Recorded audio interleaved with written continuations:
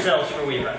So, good evening everyone, and you're all very welcome to the 5th Ordinary Meeting of the Literary and Scientific Society at Queen's University Belfast. I am incredibly pleased that we have such a high turnout.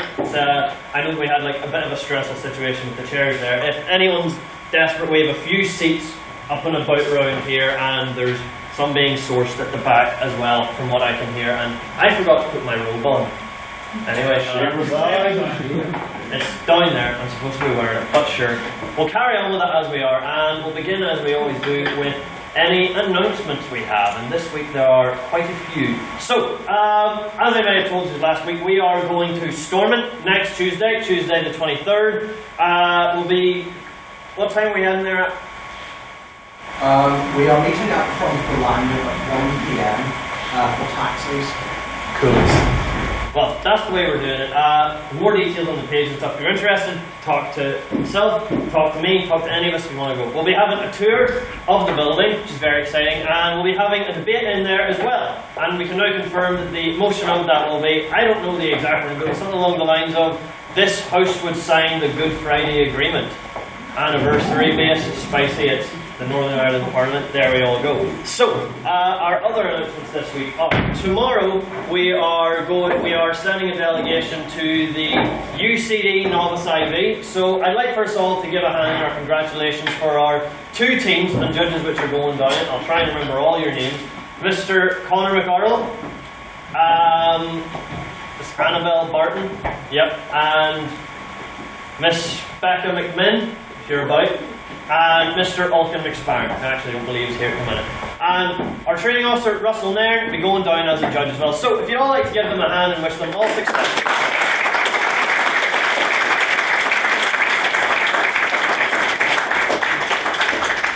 Right. And please don't forget that the following Tuesday the 30th, we'll be having our annual Halloween pub crawl as well, which naturally has its fancy dress theme, and we have an excellent selection of pubs and a great final venue as selected by our social officer, Mr. Edmund McRae. And another announcement which I'm very pleased to say this week is, for the first time this year, we have a guest chair. So if you'd all like to give a hand for the Reverend Dr. Paul Bailey.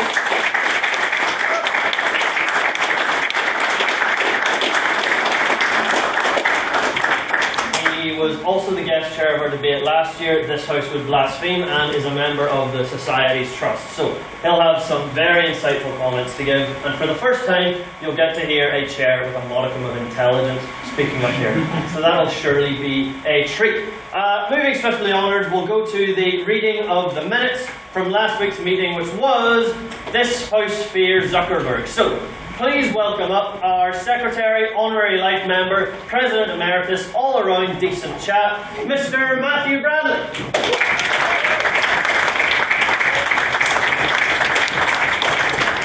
Thank you very much for that introduction. Are we all well?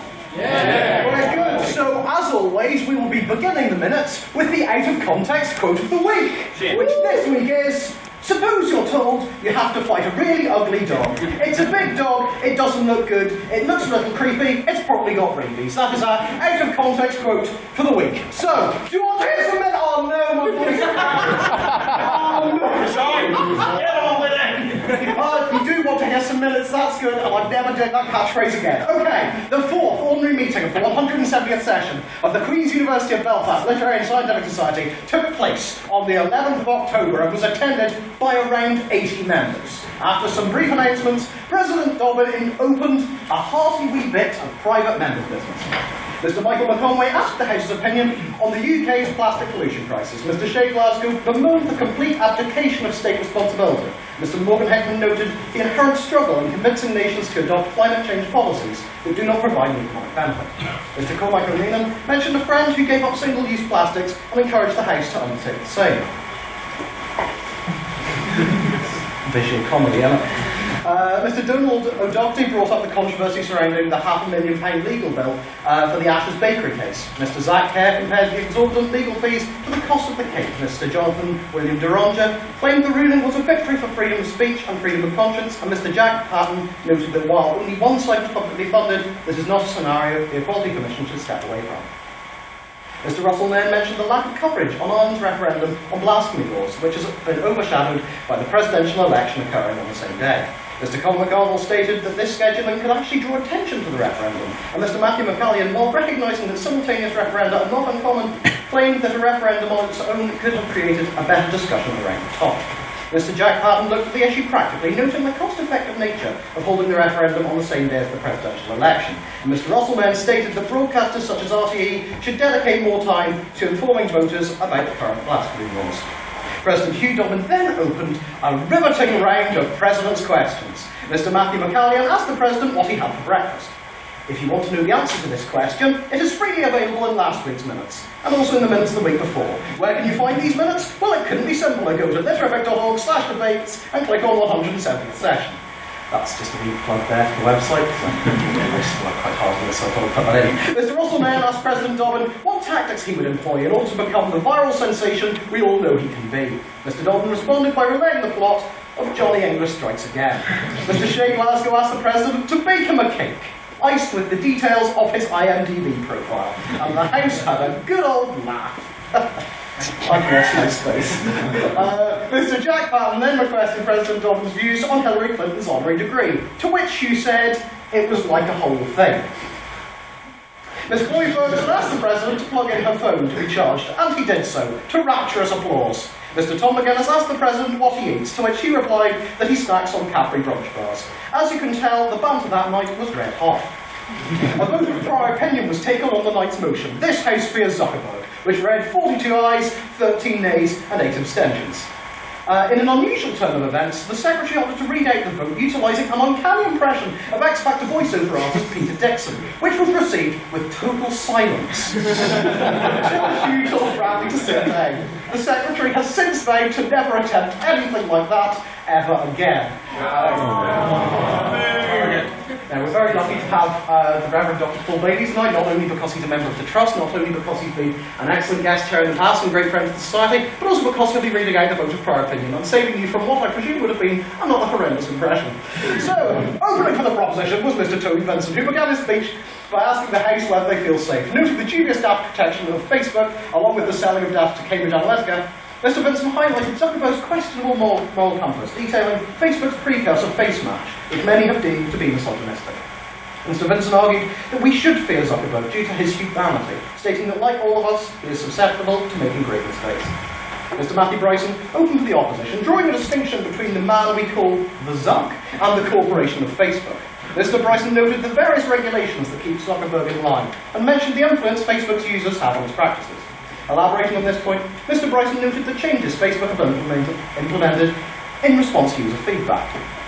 Second to the proposition was Mr. Michael McConway, who stated that we should fear Zuckerberg as the mastermind behind an organisation which promotes tax evasion and exploits its users. Questioning Zuckerberg's claims that he's not interested in profits, Mr. McConway suggested that what Zuckerberg describes as sharing is indicative of a surveillance economy. Continuing for the opposition was Mr. Ryan Neal, who stated, "It is with courage, not fear, that we should face Zuckerberg, as there is no running away from the age of information." Mr. Neal stated that the introduction of GDPR earlier this year discounted the concerns voiced by the proposition, as it allows us easier access to our data. As we are no longer in the dark with regards to the use of our data, Mr. Neal argued that it is a strange hill to die on to preach fear of the single man. Ms. Kira Swell closed the proposition, questioning the extent to which Facebook truly is a free service. Highlighting the vast degree of power Facebook holds over our daily lives, Ms. Swell noted that the interconnected nature of online accounts makes it difficult to escape Facebook's grasp, as well as mentioning the algorithms used to target posts and adverts to users. Ms. Swell stated that as Zuckerberg is Facebook's creator, he should therefore be held accountable for their actions. Closing to the opposition and indeed the debate was Technology Officer Mr. Jake Kieran, who congratulated Ms. Swell on tackling every issue facing our modern society apart from Mark Zuckerberg. What a sassy boy! Utilising a very detailed metaphor in which the 154-pound Mark Zuckerberg competed in a boxing match with Elon Musk, Mr. Kieran questioned the view of the Zuck as a grand omnipotent deity of chaos, stating that Zuckerberg's fame means he can be held accountable for his actions. Mr. Kieran concluded by imploring the House not to descend into Alex Jones-esque conspiracy theories and to defeat the motion. After treating the house to a delightful impression of Mark Zuckerberg drinking water, yes, you like his impression, people don't mind, do you? President opened a round of questions, which were heard from Mr. Russell Nairn, Mr. Robert Clark, Mr. Edmund Dockley, Mr. Killian Thornton, Mr. Chris Hubble, Miss Maria McQuillan, Mr. Matthew McCallum, Mr. Tom McGuinness, and Miss Leanne Thorpe. A binding vote on speakerability was taken on the motion, which read 8 ayes, 15 nays, and 13 abstentions, resulting in a conclusive win for the opposition. May I take the minutes as read? Aye. What a wonderful eye that was.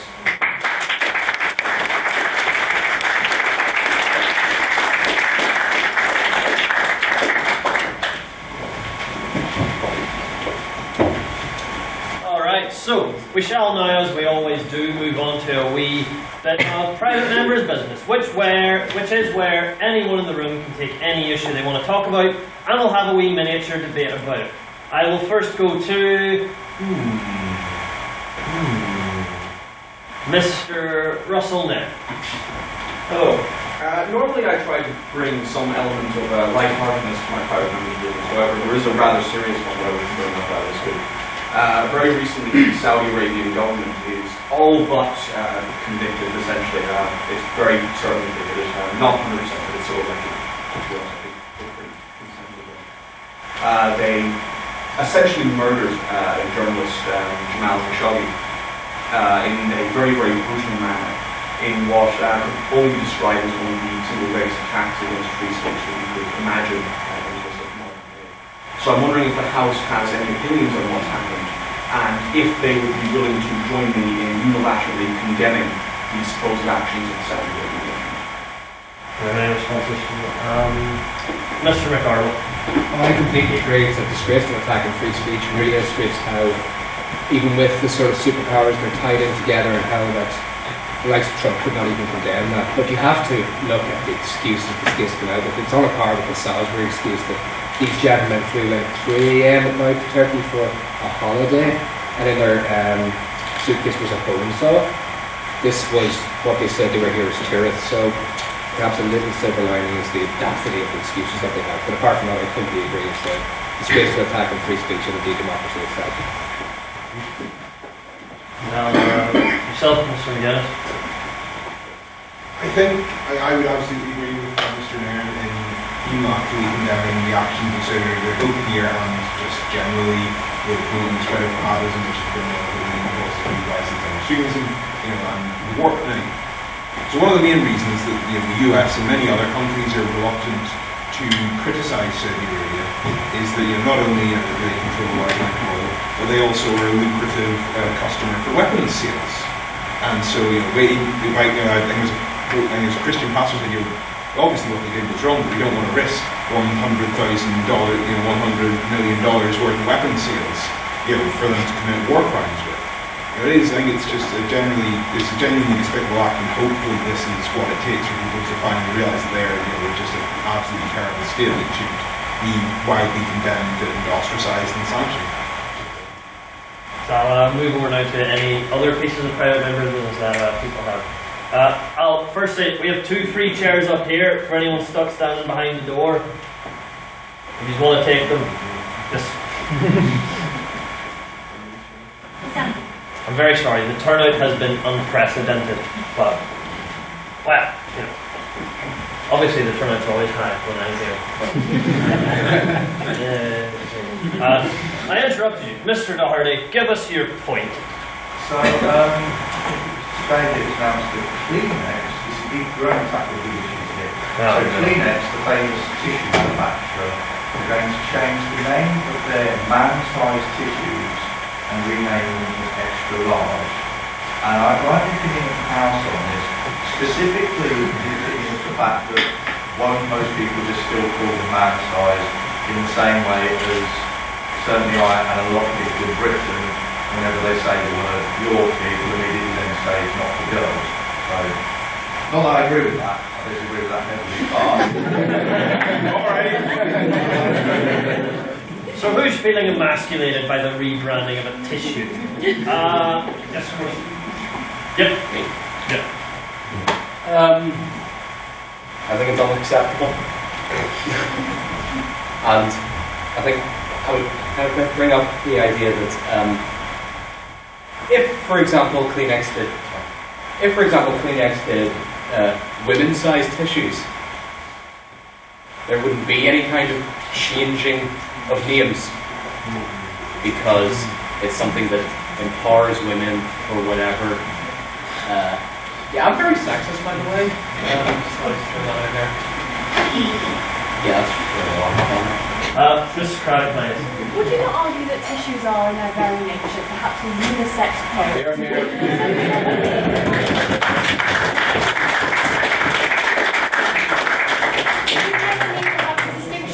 A man-sized tissue and a woman-sized tissue because they're all really doing the same job. It's when Vic brought out the biros that were especially designed for women. It's an unnecessary attempt to market things towards different people using their gender. It's ridiculous. We pens with the exact same pens except the packaging was pink. They were otherwise the exact same pens. Miss Dobbin.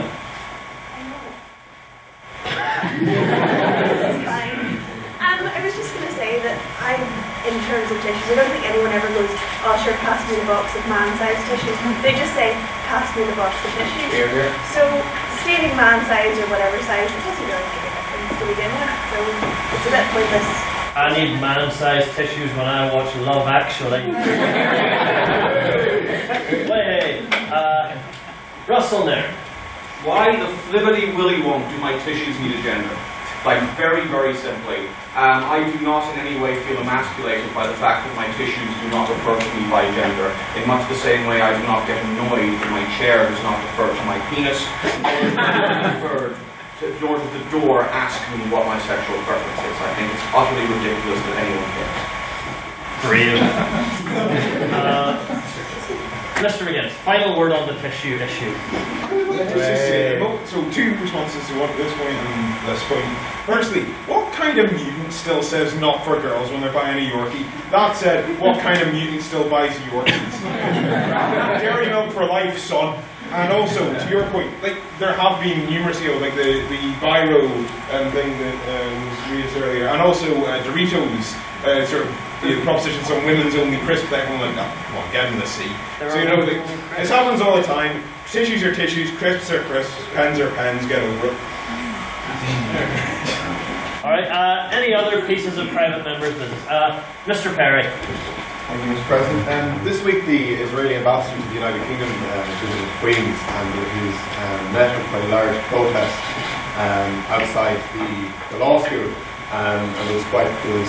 Hubble was there, and it was quite a ferocious reception for the ambassador.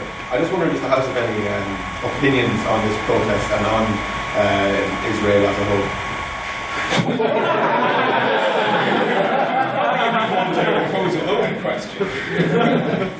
We did a debate this House would support the Israeli government last year. Y'all should listen to the recording of that.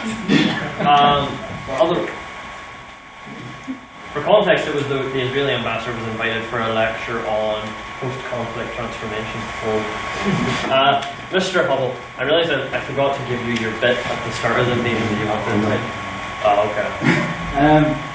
I think the fact that he was invited to speak on post-conflict transformation and social justice, it proves to me that now we live in this sort of post-satire world where everything's a joke.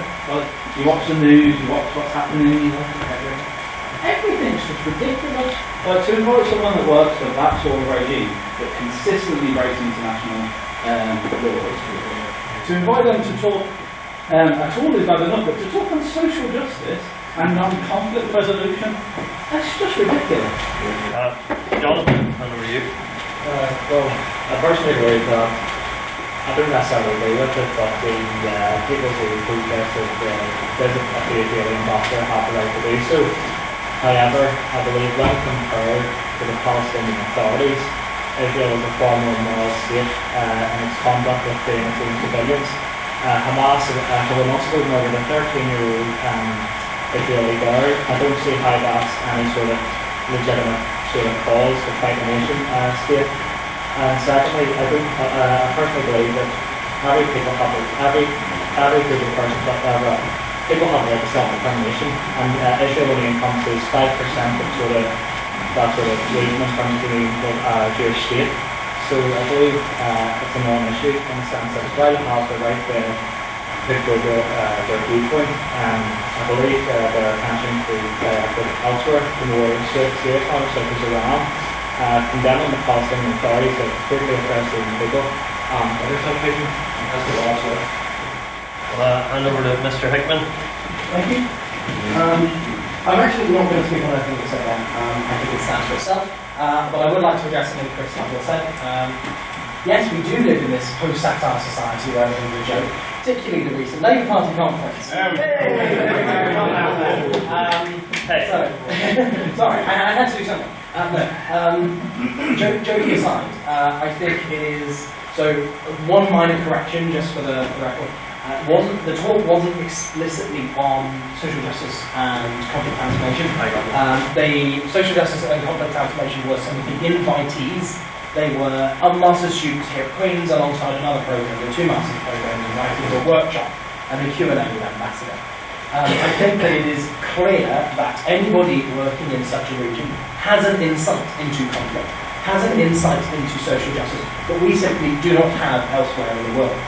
Currently, I understand that in Northern Ireland there has been a history that has a similar shared path to an extent, and I'm not going to go any further than that, but it is worth pointing out that that is an active militarised zone where you have a serious armed conflict taking place. It is a relevant consideration when you are teaching people about how to transform conflict situations to actually talk to someone who is in one.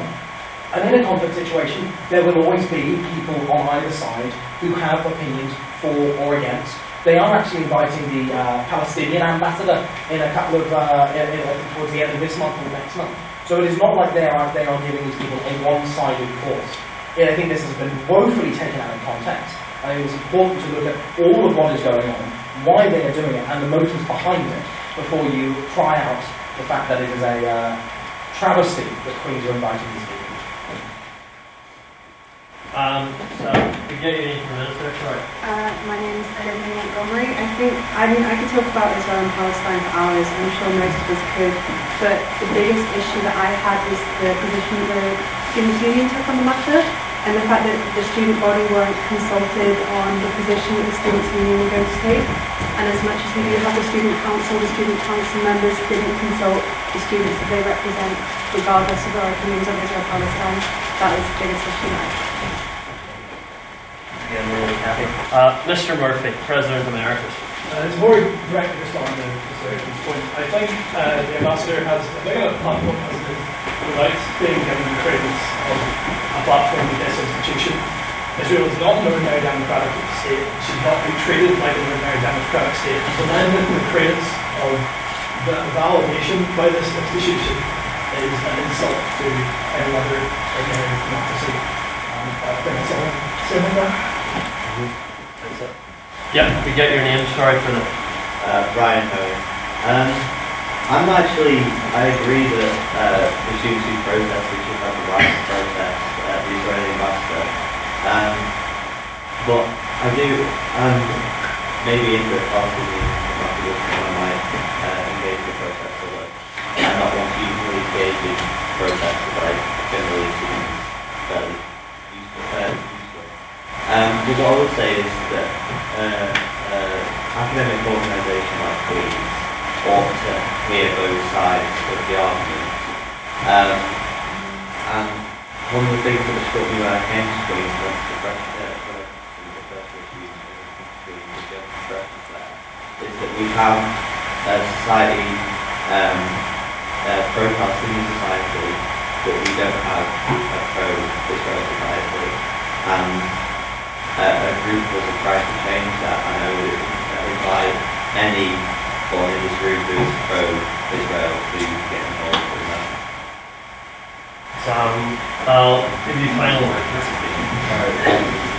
Just on that guy's point, really kind of cherry-picked an example saying that the Palestinians killed a 15-year-old girl, but speaking of protests, since we're talking about the Queen's protest a couple of months ago, that there were peaceful protesters in Palestine, Palestinian protesters, dozens of which were killed by the Israeli government, including women and children, so it's just a food for thought. clearly a lot more things. It's Mr. Sullivan. Alright, in response to you and the guy who started this whataboutism thing, we live in a country which has been plagued by whataboutism for decades. And I would have thought there was enough Irishman who would understand that you can condemn one side in conflict without condoning the other. I can condemn Israel without condoning Palestine. I can condemn the IRA without condoning the British Army. And I think that it's fairly ridiculous to say, oh, well, Israel's totally fine no matter what they do because Palestine did this. You can't do that. They're both in the wrong and they both do terrible things. And I don't think either ambassador should have been invited twice.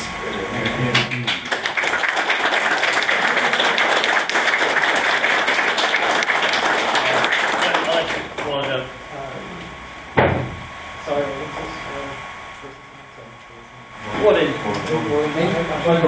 I think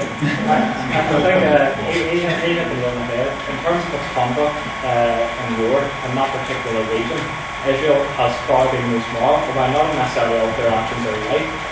Their conduct in regards to Air, silence yourself. Quite phosphorus. Right? None of that. In terms of look at Israel's neighbours, so Syria, which is chemical, sarin gas, things like that, the military dictatorship in Egypt and high Israel, if you sort of compare Israel to its surrounding neighbours, it is by far the most moral conduct. In regards to were those peaceful protests where firefighters at the Israelis and rocks and fireballs were heard at Israeli soldiers? I don't think they're necessarily peaceful by nature, if that's what we're talking about. Sam, hold on, things are getting very heated here. It's just and on a lighter note, the correct term is whataboutery, not whataboutism. But it's I apologise and retract my statement. It's obviously we're all very opinionated, but it's whenever someone gets up to speak, what we should do is let them give their piece and listen to them as intently as we would anyone else in the room and make sure that everything remains fair. But this discussion will get a wee bit circular and too heated for me, so I'm going to move on from it now. If anyone has any final, preferably lighter pieces of private members' business, Mr. Hubble. Ever since I was a boy,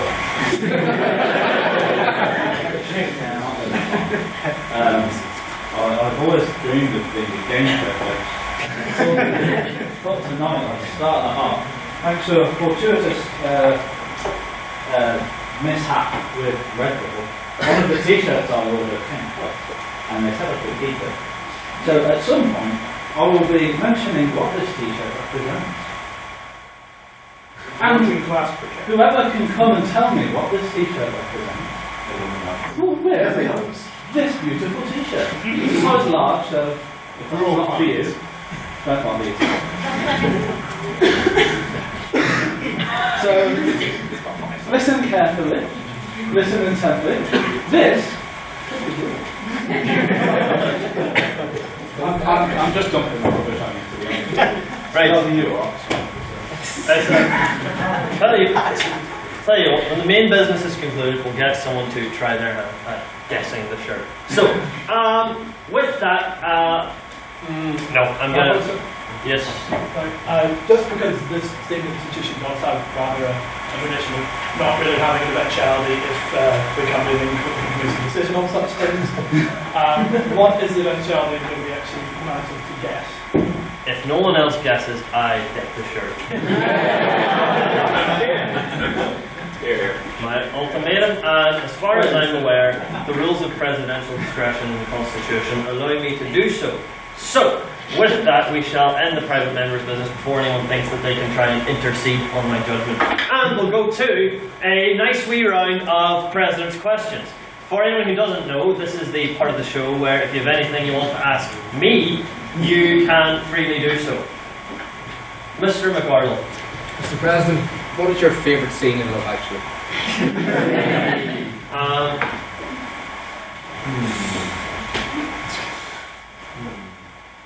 I was going to say one of the bits with Colin or Here.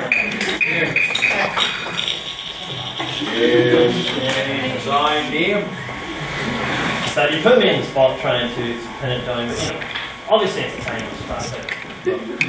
Colin Firth, anything he's in, star of the show. So, like Mamma Mia, for instance. Which, here, I had this same dancing thing a few weeks ago. Mr. Patton.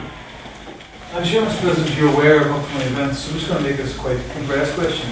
What do you believe will be the impact of your duties of Fallout 76 tonight? I could actually rant about this for a very long time. You're lucky that I actually played the Fallout games. I was in the camp of greatly disappointed by Fallout 4. I didn't dislike it, but just thought it in no way lived up to its predecessors or indeed any of other Bethesda's own games. And for me, I wouldn't say that I am enticed by the promise of Fallout 76 because it removes what I think is a lot of important elements. It seems to be more and more stripping down a lot of what people like me like about it. For, you know, you're removing NPCs from the game. You're saying everyone you meet in it's a real person. I'm like, sorry, where's the world building? Computers, monitors, get that out of here. You know, very strongly skeptical of Fallout 76 and the no doubt many ways in which Bethesda are going to really monetize it. So, that's my piece on that. Miss Dobbin. Better not be the birthday present thing again. No. Although you did make the last like a bit of my just on the topic of video games, I just wanted to ask your opinion on the new Smash. So, anyone who... This is giving an unnecessary window into my personality, which I fear will affect the respect everyone holds for me. I am a man with a particular affinity for, above all else, in this merry world we have, the video game series Super Smash Brothers. And I've specifically planned my timetable that all of my assignments for this semester, all my work, all my obligations are going to be finished by December 7th, the fateful release date of Super Smash Bros. Ultimate for the Nintendo Switch. And indeed I've set aside the entire day, start to finish, for me to do nothing else. So, as you know, Mary Kate, I have about 700 hours in the previous entry of Super Smash Bros. And I can assure everyone in the room, I'm hotly anticipating the new entry. So, what is the next question? Hamlet. What's going to be your Halloween costume? I have to tell you because I don't want to spoil it. Didn't want to spoil it. We'll find out if it comes to the Halloween pub crawl. Wait, 30th of October. Wait.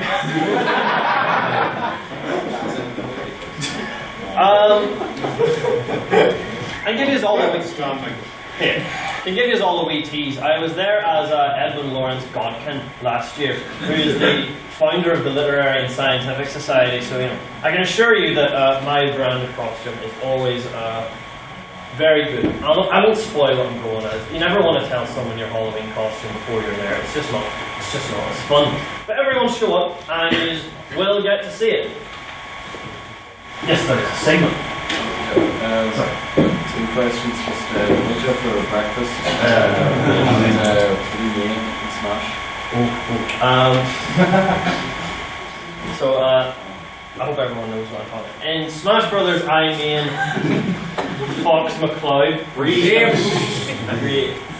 From the Star Fox series. That's who I play as.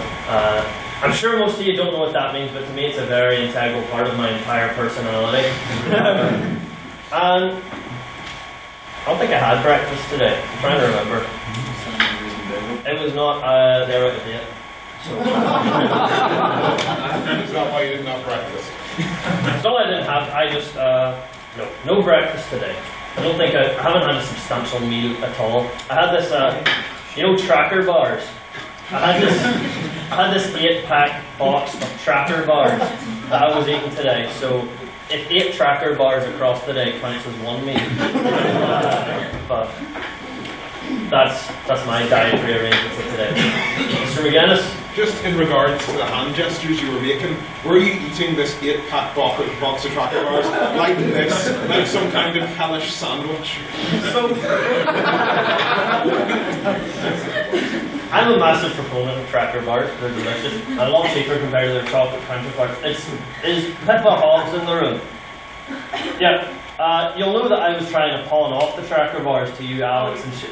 You were really popping here. Yeah. So it's in the house all week. I've been like, here, do you want a Tracker bar? Because I know that I will feast and binge on them to kingdom come. But since they wouldn't actually take any of the Tracker bars, that's what led to my current predicament. So, Mr. Nairn. Given the theming of tonight's debate, I would like to ask you, Mr. President, amongst all of the deities, fictional or otherwise, that the human mind has come up with over many, many years, what is your favourite?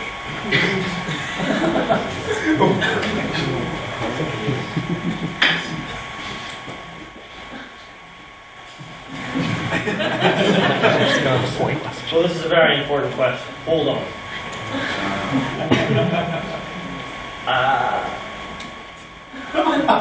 Kratos.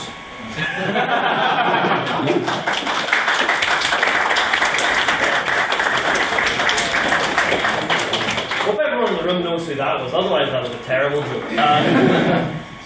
Mr. Doherty. Are you paid more by Tracker or by Nintendo? I used to be paid by Coca-Cola until that sugar tax came into effect, unfortunately. You know they discontinued vanilla Coke altogether. It no longer exists. You can get vanilla Coke Zero, but I think by that point you surrendered your personality. They opened up an American sweet shop in town where you can get like imported American vanilla Coke, which is a double-edged sword in the fact that you have to deal with the fact that you're using corn syrup instead of sugar as the main ingredient, which is disgusting, and also it's £1.50 per can. So, this message is brought to you by Coca-Cola. Mr. McCardle. What is the President's thoughts on the Westlife comeback tour and how many tickets will he be buying? Last time a question like this came up, I had to sing ABBA. I'm not singing Westlife. I swear to Christ. Don't even know if I know a Westlife song off the top of my head. You know the reason I knew Westlife were on a comeback tour was I was at the Players Quiz with Russell, a quiz for QUB players, and it came up with a question. That quiz. Yeah. So I will say, I am not particularly in the loop when it comes to Westlife, nor can I call myself a fan, if that's disappointing to anyone in the room. But so, I'm going to have to register myself as thoroughly unopinionated on Westlife, their music, their comeback, or their pretty manufactured faces. Not anymore. Not anymore. No, sure I am. I think we're winding down on my comedy here, so we'll go for a few more. Yep. How do you feel about the fact that Waluigi is still an assist trophy? Spoiler alert, it was Waluigi I was dressing up as for Halloween. That's what I was going for. To spoil it, so... not everyone. So, I had half of the costume items left over from last year and I was going to do it, then Broadway on his costume instead. So, these are like really going into this like niche nerd stuff that I like. It's probably like... Alright, I'll get a show. Who here in the room knows what Waluigi is? That is surprising. So, right, you're familiar with the concept anyway. Waluigi, God rest his soul, was not selected to be a playable character in the latest installment of the Super Smash Bros. Franchise, which, as I said to you all, big fan. And I, like many, was crushed by the news, and obviously, took to my Twitter feed and spent the day spamming all of my dislikes at Nintendo of America, Nintendo of Japan, Nintendo of Papua New Guinea, and general frustration, disappointment, and losing the will to live. So, I think that will wrap up. You just have all thoroughly exposed and depressed me this evening. And your knowledge of how dysfunctional my life is grows ever more by the week. So, moving on from that, we'll get on to something slightly more intelligent, which is the vote on prior opinion for this evening. It'll be a big one because there's so many of you here. So, this is where we get a vote on what your opinion is on tonight's motion, walking in the room, before you've heard anything. So, we will go first. If you would like to vote in favour, if you would vote for the proposition on the motion, this House believes Christianity is a valuable part of our culture, please raise your hands and say aye! Aye. Oh no, wow, that's so short.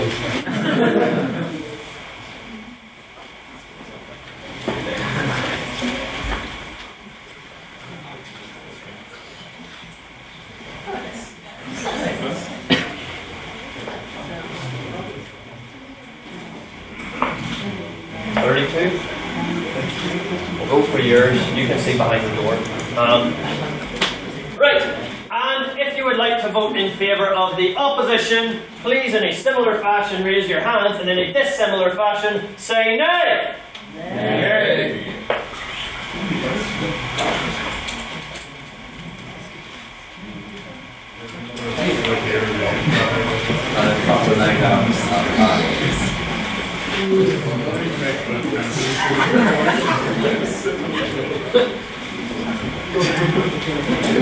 You can see one of them before you. There you go. Okay. Right, and now for the final segment of this vote. If you would like to vote abstaining, having no particular persuasion one way or the other, please raise your hands and go meh. Meh. Where?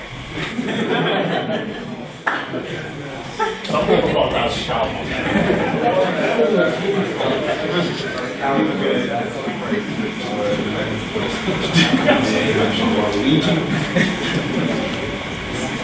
I wasn't counting, so. Why weren't you counting? I'm short, I've got small eyes. I was busy thinking about how funny I am. And we will hand over to our guest chair, Reverend Dr. Paul Bailey. If you could please read us back the vote. Mr. President, I have the honour to inform you that, according to the official count here, we have for the proposition, 33, against 38, and abstentions 11. The nays have it, the nays have it.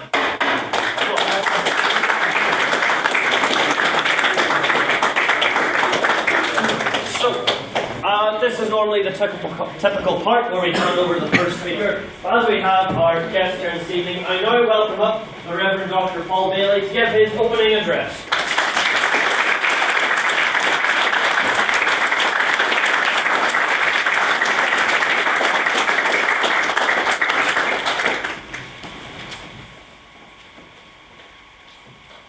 Well, Mr. President, it's a very great privilege and honour to be with you here this evening. Very kind of you to say kind things about my last effort here. Evidently you weren't present. I was sort of barely present myself.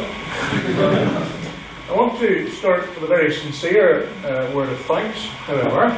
I want to say thank you, first of all, for permitting me to come and share this evening.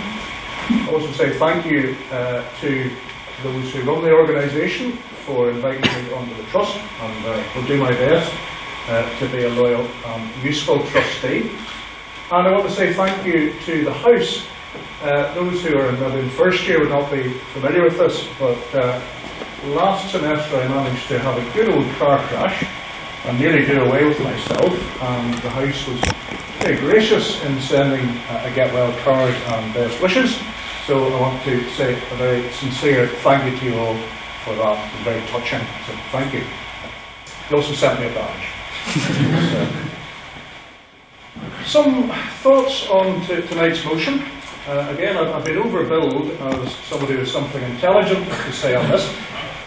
Obviously, from the title Reverend Doctor, you can sort of tell I have a certain degree of skin in this game, but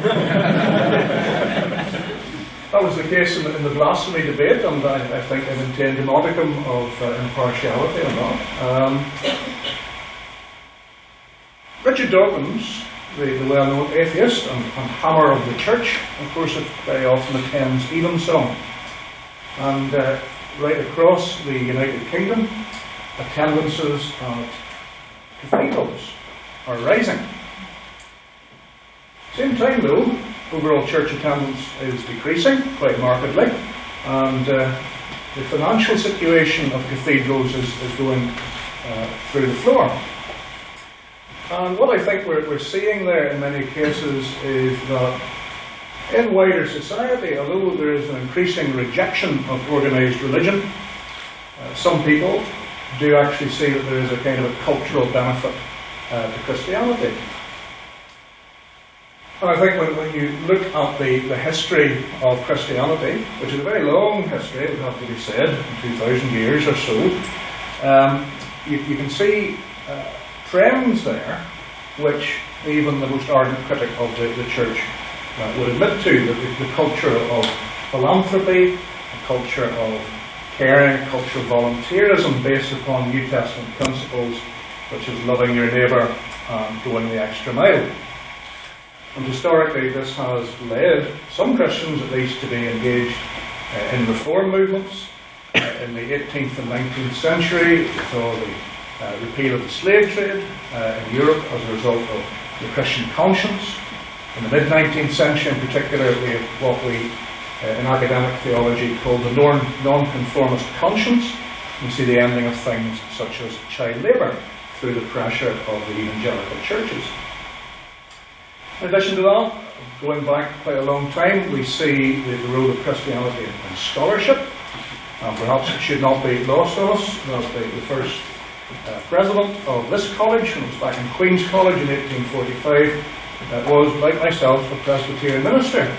Reverend James McCosh, who then went on to help found Princeton, which is why, incidentally, if you ever go to Princeton Chapel, you'll find the Queen's University arms up in the chapel.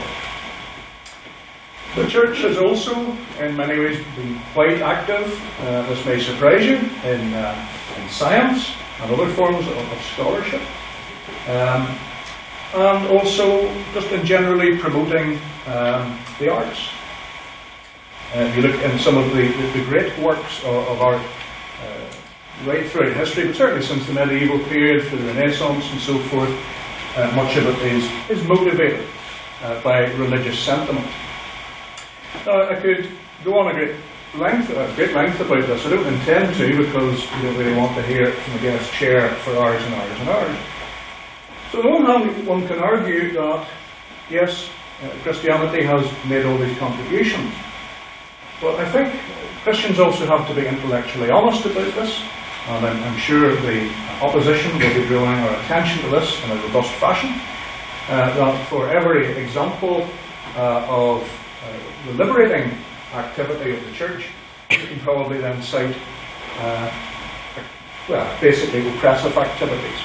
Now, we've already been warned this evening about the dangers of whataboutery, and I'm going to sit and listen with great interest to see if we can avoid whataboutery this evening.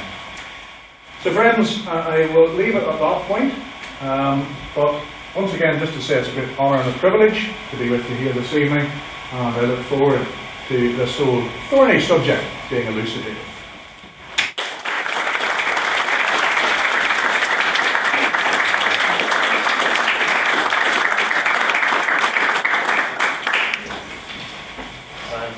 Many thanks to good Reverend Doctor. So, there's a lot of people here who I know who are here for your first time, so I'll just go over the rules very briefly.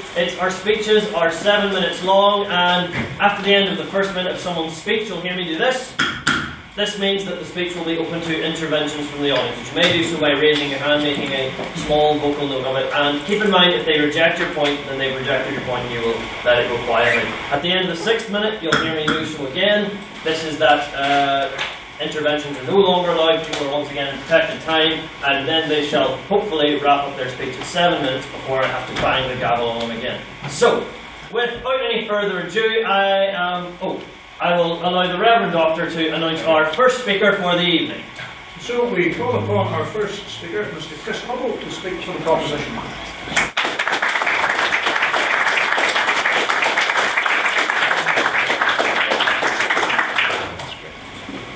Thank you, Dr. Bailey.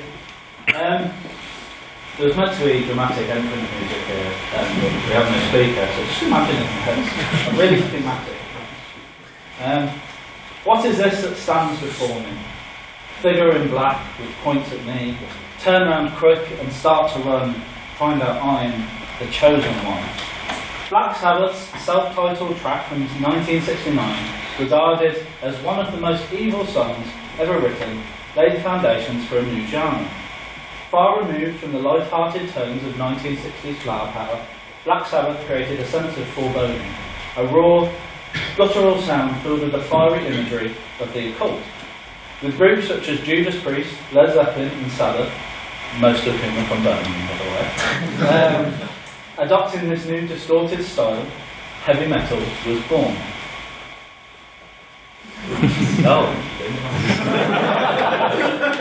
That's my new one. So most of you may be sitting there dazed and confused while I ramble on about Led Zeppelin. Pause there, that's very good. Thank you, Edmund. And lecture you all about the history of metal, wondering how this all relates to Christianity. This being a genre that at various points has been accused of being inherently satanic, that is from a Christian forum in 2012, as giving carnal glory, that's from Talk Jesus 2011, and according to the Calgary Police Service, if you listen to heavy rock music, you could become a neo-Nazi. So even in this, a genre so antithetical to Christianity, the long reach of our shared Christian heritage permeates throughout. All of the bands I've mentioned above have lyrics and artwork inspired by Christian theology, mythology and tradition. Stairway to Heaven, Call the Priest, Let Us Pray, Sabbath, Bloody Sabbath. Geezer Butler said of the song that I quoted previously, he's the member of Black Sabbath who wrote it, I've been raised Catholic, so I totally believe in the devil. For him and the other members of Black Sabbath, their Catholic upbringing provided an invaluable source of inspiration for their lyricism. Not just in their satanic themes, but in songs such as After Forever or God is Dead, which have overtly Christian undertones and deal with issues of forgiveness, conflict and faith. And there are plenty of examples from other groups. Live, don't preach it. If you can't, don't teach it. Accidental, God loves heavy metal. Dio. I am the corpse of decency crucified on a post of greed and moral decay. Submit and surrender unto Caesar what is his rightful due. Lamb of God. Ye prophets of Eucharist, my praise shall climb to your decline. May rust corrode on Michael's sword, recession of the progeny divine. Behemoth. And on and on and on. You see, even the most secular forms of our artistry have Christianity entrenched in their very core. They are bathed in the imagery and language of our shared Christian past. It is inescapable. For over 1700 years, Christianity has been the predominant ideology throughout Western Europe. Its influence can be seen in every aspect of our lives today, from the music we listen to, the politics we subscribe to, even the food we eat. Fish and chips on a Friday night did not appear at random. And it doesn't stop at heavy metal. In every genre of music or field of entertainment, we can see this legacy. Lord, I've been broken. Although I'm not worthy, you fix me, I'm blinded by your grace. Stormzy. I can't do games on this. I know that God ain't no stained glass window, and I believe there is a Holy Ghost. I know that God ain't no stained glass window, because he never keeps his window closed, Johnny Cash. Lifting some lead off the roof of the Holy Name Church, it was worthwhile living the laughable life to set my eyes on the blistering sight of a vicar in a tutu. The Smiths. Then you have TV shows like Call the Midwife, The Vicar of Dibley and Father Ted, which have entertained millions off the back of their Christian-inspired content. You also have shows like Peaky Blinders, Peep Show, Mrs. Brown Boys and Doctor Who, whilst not dealing directly with Christianity, draw upon it for more subtle themes, characters and commentaries. Films like The Exorcist, Bruce Almighty, Monty Python's Holy Grail, The Godfather, Indiana Jones, all sharing access to our shared Christian cultural heritage, and using this to create some of the most entertaining, profound and genre-defining works of art of our time. On that point, sir. Oh, go on. You're suggesting that the culture of Christianity, more than the values of it, are really what's of worth here. Would you not say that many of these things would have drawn from something else if it weren't for Christianity in the first place? Without going into what's about it, I would say that what we're discussing tonight is the impact that it has on our culture. The impact it has on our culture is it's provided this language, it's provided this history that we can draw on, even in secular art forms, to create something new, something different. Which I'm getting on to now. So what you will hear from us tonight is that from our music to our literature to our very Lord, every aspect of our culture draws upon a shared Christian heritage that informs our art, our language, even our moral compass. We are not arguing that Christianity has no flaws. Those of you who know me know that I know several flaws. Or that there are no other influences of equal or greater importance. But to dismiss Christianity as not having any value for the culture of today is to disregard 1700 years worth of history and tradition that informs that very culture, that gives it the very tools it needs to thrive.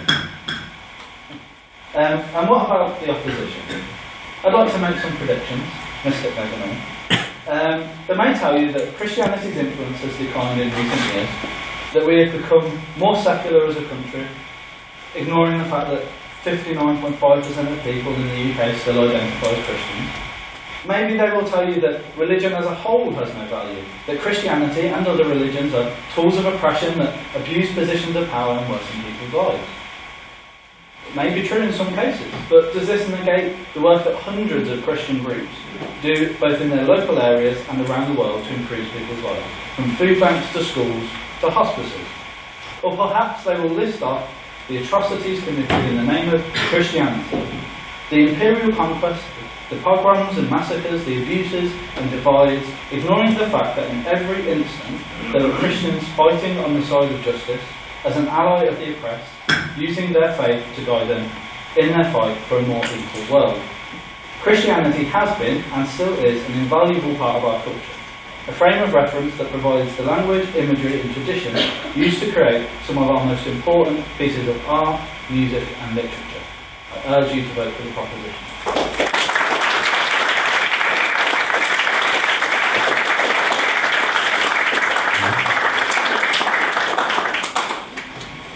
Thank you, sir. And we invite now Conor McCardle, Mr. McCardle, to start the proposition.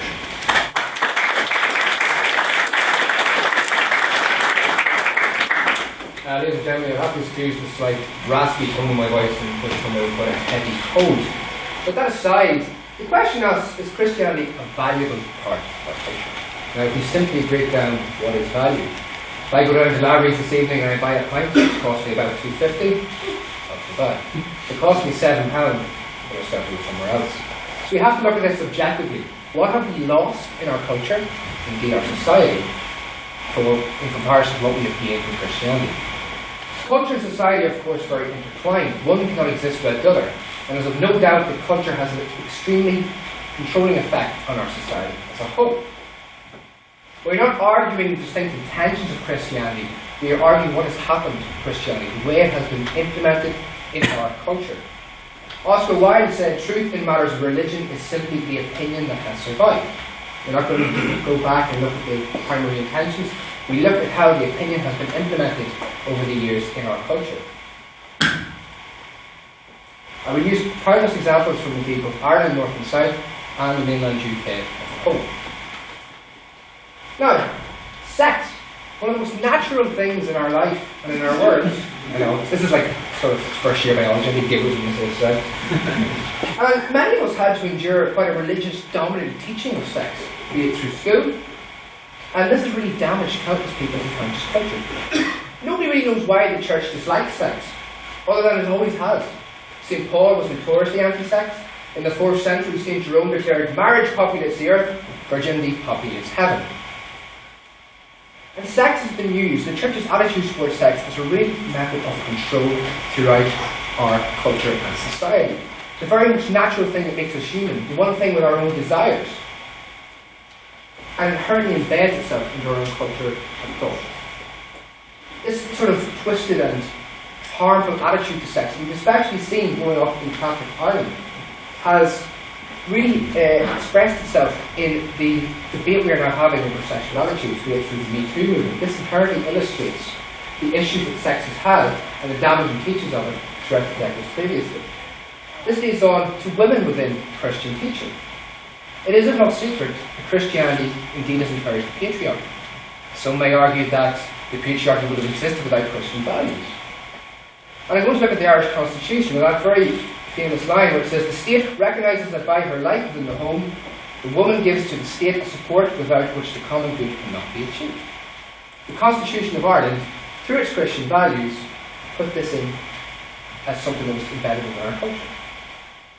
Now, of course, there's points that there was women in other Protestant churches as well, but this is minute when you compare Christianity as a whole. In some Christian spaces, the patriarchy is not seen as a social phenomenon, but interpreted as a God-given directive.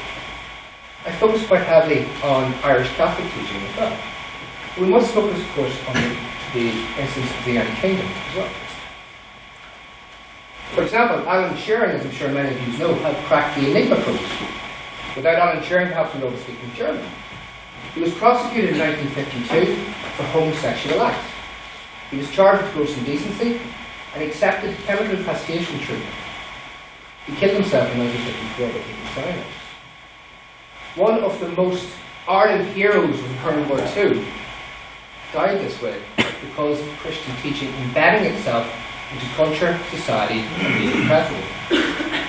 Oscar Wilde, who I quoted, Oscar Wilde went to jail again for gross indecency. And on the topic of writers and culture, so clearly illustrated, the Committee on Evil Literature was appointed in 1926 in the Republic of Ireland, which banned many books. It was a sort of running joke throughout Irish literature. You weren't a great Irish writer unless you were banned by the Irish state itself. More recently in the United Kingdom, yes sir? Would you not say that a lot of the books that would have been banned, a lot of their inspiration would have been Christianity? I'm not saying that what Christianity has is always good, but what I'm saying is, like, even the most anti-Catholic Church person or author will write a book that is directly inspired by them. The Da Vinci Code is rich in the symbols of the Catholic Church, even though it is quite anti-state. Is that not a case of sort of whataboutism that people wouldn't have, who were sort of engaging in, like, well, if the church wasn't there, they wouldn't be able to write a book that's damaging the church?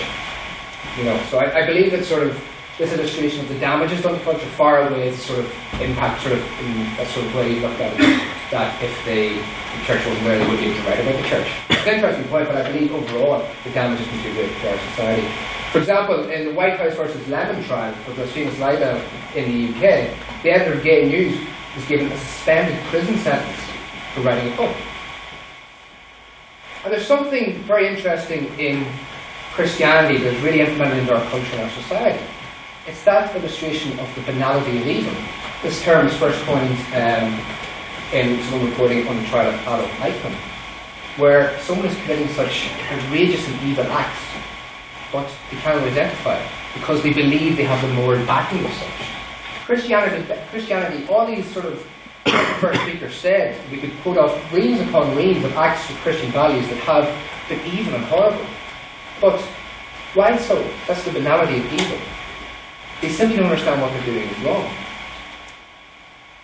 The deeds were monstrous, but the doer was quite ordinary, commonplace, and neither demonic or monstrous. For example, those nuns that worked in the laundries, or those nuns that worked in the mother and baby home in County Chill, they didn't believe themselves to be evil or wrong. I don't believe they were inherently morally flawed people. They simply had that banality of evil, that lack of sort of to identify what they were doing because they had that structures behind them. It was a culture that caused in damage that was so, it just was on unprecedented scale in Ireland and throughout the world because of these Christian values. For example, Pastor James McConnell, his attacks on Islam, he's not an inherently morally wrong person. He just believes that he has the banality, that lack of empathy that exists. And we ask ourselves, well, what would we have without the church? What would we have without Christianity? And you look at Ireland before Christianity arrived. You had Celtic society. And arguably Celtic society was one of the most progressive ones. You had the case of women. Women were regarded as equal citizens. They were some of the most fierce warriors and writers. But then when Christianity arrived, this patriarchal system began to be implemented. And to conclude, if you vote against this motion, you're not a bad Christian. In fact, as the Reverend said himself, the church is in a very difficult position at the moment. Church attendance is declining. And if you really really do care about the church, you have to accept that the current values of our culture are simply not valuable. They're not good enough. We need to try and change it. We need to accept what is done was wrong, the way in which it was implemented into our culture was wrong, and we have to look for new ways to implement the many, which I'm sure you will hear tonight, the many great values that the church has, but in a way that does not overly devalue the church's influence on our culture. Thank you very much.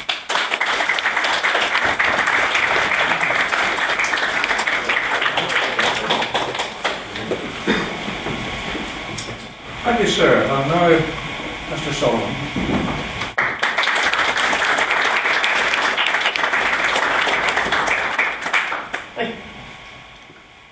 Mr. Hummel has already spoken at length about the vast influence Christianity has had on our culture, in our art, in our music, and our stories. In these next 7 minutes, I'm going to expand on this by explaining the influence in our society's literature specifically, and move on a little to talk about the influence Christianity has had on the other aspects of our cultural psyche and arts.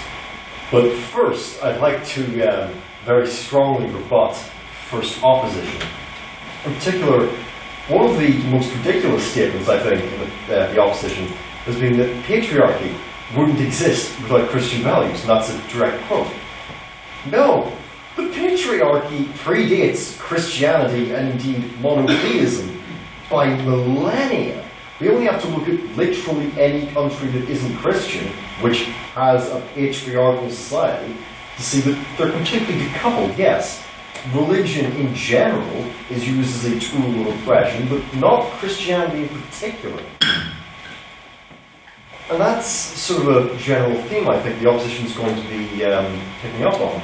They're going to talk a lot about how religion is used to oppress people and how how it's used by the state to exert authority over people. That's a problem with religion in general. Again, not with Christianity, and I don't think that if we didn't have Christianity, we wouldn't solve these problems. Indeed, if we didn't have this Christian culture, we'd just have some other religion, and it would still be used in this exact same way. So I don't think it's really relevant to this debate specifically about Christianity. No, thank you. Now, on to my main point, which is literature. The stories that a culture tells are always shaped by the experiences, beliefs of its storytellers, so it shouldn't really come as any surprise that when we look at basically any Western literature, especially fantasy, by the way, we find it completely steeped in Christianity. Another point? Yeah, sure, please. But surely, I mean, you can't suggest that such novels and other fictional writings wouldn't be there if it wasn't for Christianity. I'm sure something would be there, and you just wouldn't know because we never would have had Christianity. Yeah, you're right. Something would be there, but, and I'm sure it would be just as valuable, but that doesn't change the fact that the things that we have now, the cultural impact we have now because of Christianity, is valuable. The way that it's inspired artists is still valuable. Let's take, for example, Tolkien's works. Like, yeah, this is probably a pretty easy example. They're so influential, by the way, that pretty much all high fantasy settings are literally just Middle-earth with a different name. There's a very obvious Christian flavour in his writings. Let's take Gandalf, a child of God sent down to guide mortal men, who sacrifices himself, ascends to heaven, and then is resurrected by God to walk the earth once more and guide men. Melkor, the overarching antagonist of the entire Tolkien legendarium, is a fallen angel who defied God, thought he could be more powerful than God, and then was cast down and tried to corrupt the hearts of men. Take Harry Potter, which has sold more copies than any other series of novels ever created by humanity, and which is so utterly ubiquitous in our culture, it'd be really difficult to find anyone who doesn't know at least something about the series. We again see massive Christian influence. It's the obvious life after death thing, the allegories and parallels we can take between the main character, Harry Potter, and Jesus. There's the fact that Lily and James Potter's tombstone literally has Corinthians 15:26 engraved on it. I'll go on, but I'm going to move on to the next section. Our systems of laws, which, in my opinion, are the foremost in the world, ultimately have their roots in this Judeo-Christian ideology. Morgan's going to speak a lot more on this. But it's worth considering now how influential Christian principles have been in this field. For example, there was this idea in Christian or Jewish law that you shouldn't even entertain an accusation unless you have two witnesses, and one's not enough. And this still exists in our law today, where you need at least two pieces of evidence for an accusation to be considered valid. Yeah, please. Well, would you not argue that a lot of Christian values historically have been included in the law that have been detrimental? For example, he talked about Alan Turing. The reason why he killed himself was because of the law based on Christian values, and ultimately that was to the detriment of the world. Yeah, I think that's a fairly reasonable point. There's a lot of stuff, especially in the Old Testament, that is pretty harmful, and it has been, pretty much copied into our laws, and a lot of it's quite bad. But when we get to Christianity, we find that Jesus himself actively worked against a lot of the laws you might find in the Old Testament. You'll find examples where the Pharisees and such would say, you can't do that, it's Sabbath, and Jesus would say, no, but I'm doing good stuff on the Sabbath, so it's fine. That's paraphrasing. I think the specific example is like, you have a guy who's fallen down a well and it's Sabbath. You still save him even though you're breaking the law. And so you get this idea from Christ that if you're breaking these Christian laws, but you're doing it for a good cause, it's still probably fine. And we get the most important commandment, of course, which comes from Jesus. And one of the best quotes, probably most common quote you're going to find in the Bible, which is Matthew 5:44. But I say unto you, love your enemies, bless them that curse you, do good to them that hate you, and pray for them which despitefully use you and persecute you. And yeah, I think that's pretty much all I've got to say. Christianity is a massively important part of our culture, and if you dig beneath the surface even a little bit, you're going to find positive and valuable influences that it's had on us since it became part of our culture, something like 1,300 years ago. Thank you.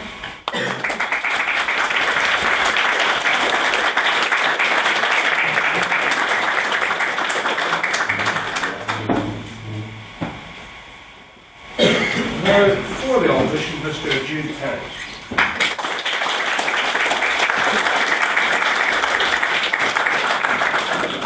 Thank you, Mr. President, Reverend Doctor. It is often considered by those who study theology that there are three great religions. Islam, which consists of about 1.8 billion members, Christianity, with its 2.3 billion adherents, and finally Judaism, with 15 million followers. In pre-modern times, Christianity were responsible for solving a wide range of problems. Divine calendars determined when to harvest.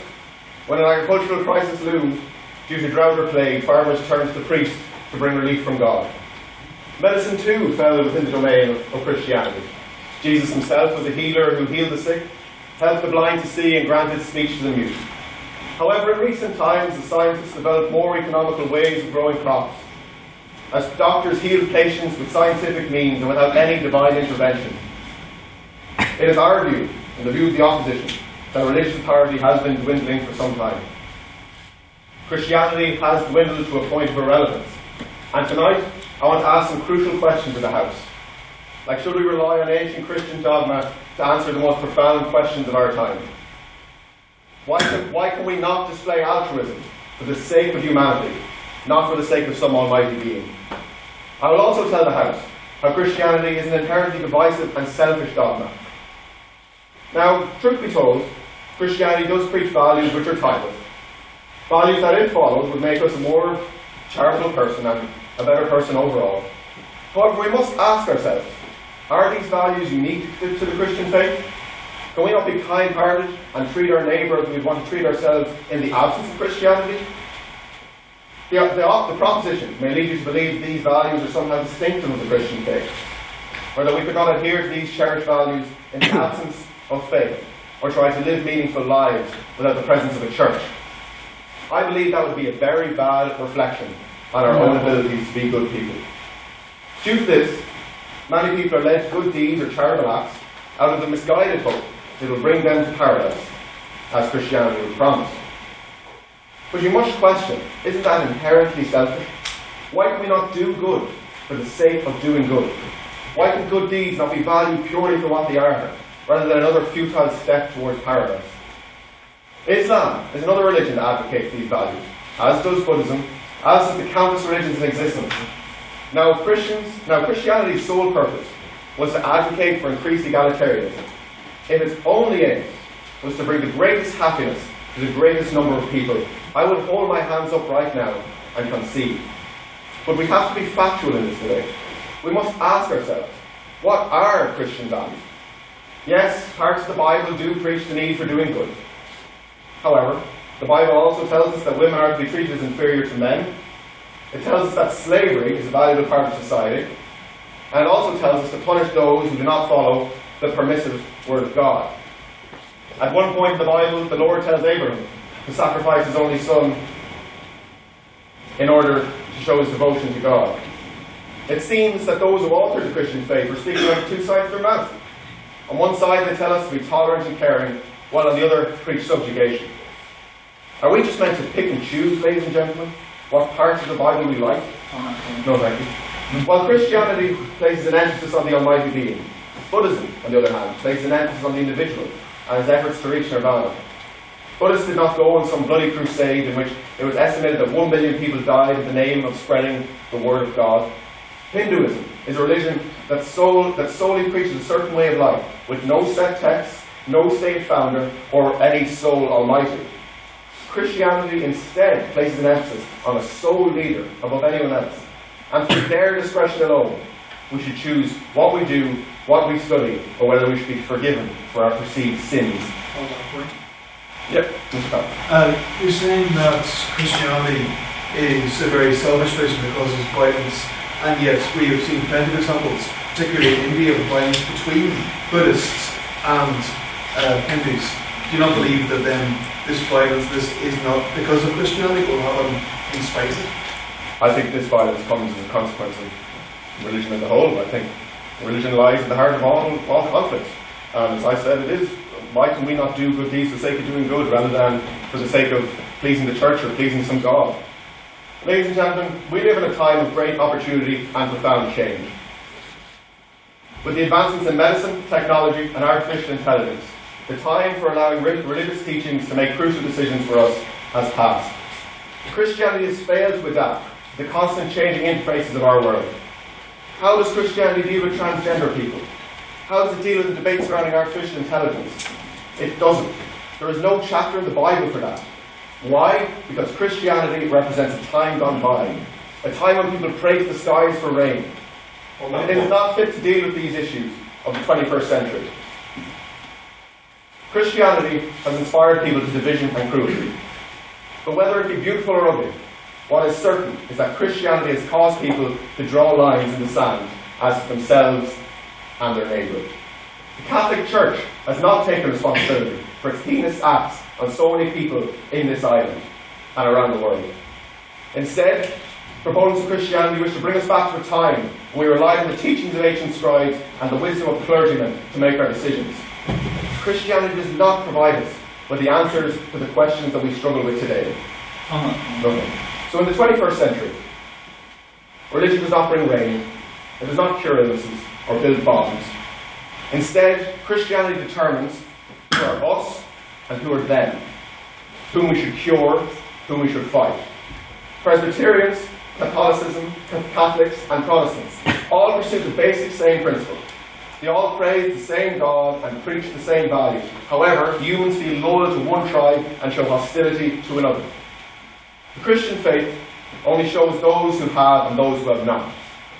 Christianity has been at the heart of conflicts and division across society, families and countries. Here in Northern Ireland, society was torn apart by two different strands of Christianity, having profound disagreements over their religious beliefs.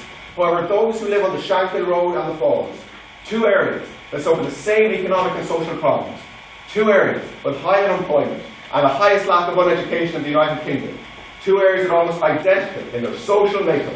However, they would never come together to tackle these issues as division is sown into their hearts by Christianity. Because each group went to a different mass on Sunday morning. 30 seconds. Children in these areas are brought up believing that those across the way are their enemies, all because one group is Catholic and one group is Protestant. Christianity is etched into the societal division in Northern Ireland. To conclude, I urge you all to oppose this motion. The time for believing religious dogmas is past. I believe we have to stand with realism and take what we do, good deeds, for what they are, good deeds in themselves, not to please the church or religion. Thank you very much.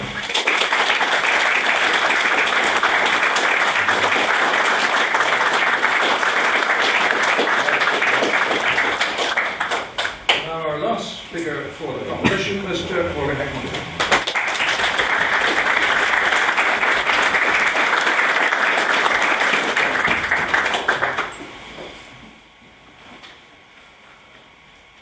Ladies and gentlemen, I've got a brief point, well, I'd say brief, it's not very brief, but I have a few points of rebuttal I'd like to start with.